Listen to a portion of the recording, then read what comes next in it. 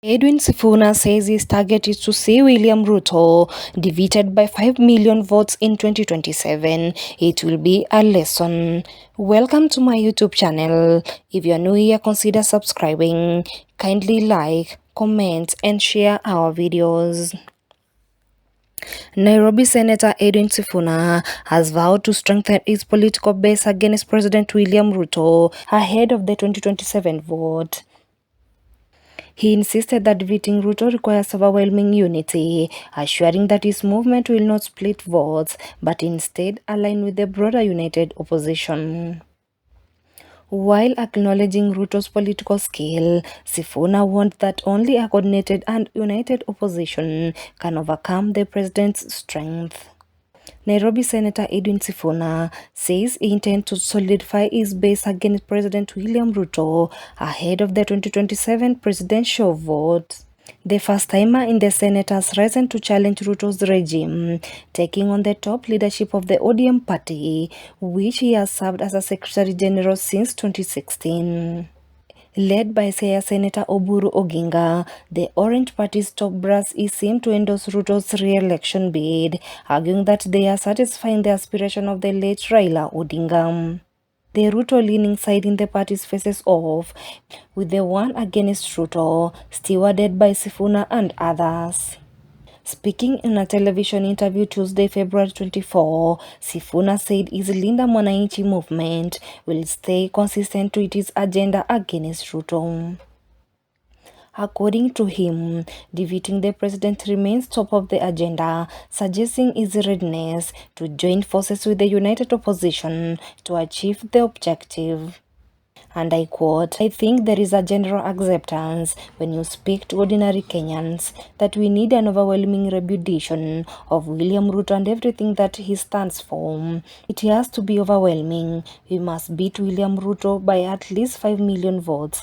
Just Kenyans demonstrate we reject this sort of thing so that it is a lesson and a precedent for the entire country that if ever build a government that does not listen to the people, we will send you home, that the president is critical for the future of this country."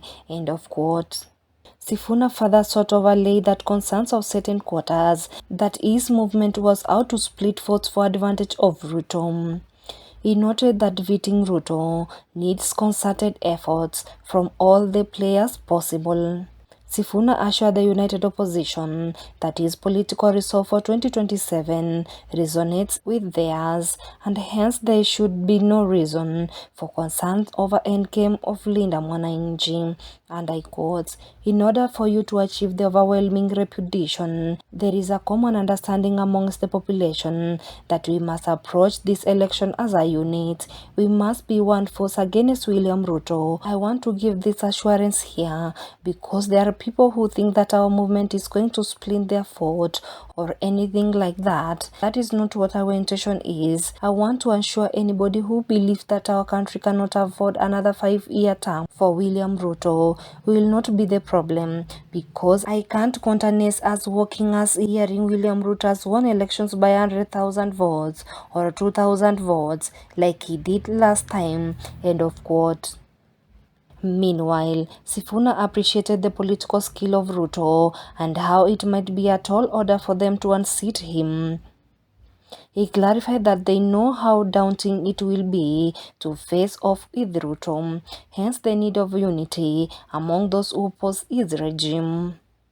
Sifuna warned that any sort of blunder by the opposition could hand Ruto another term and hence bear the purpose of their coming together. And I quote, "So the members of the united opposition, let them keep doing what they are doing.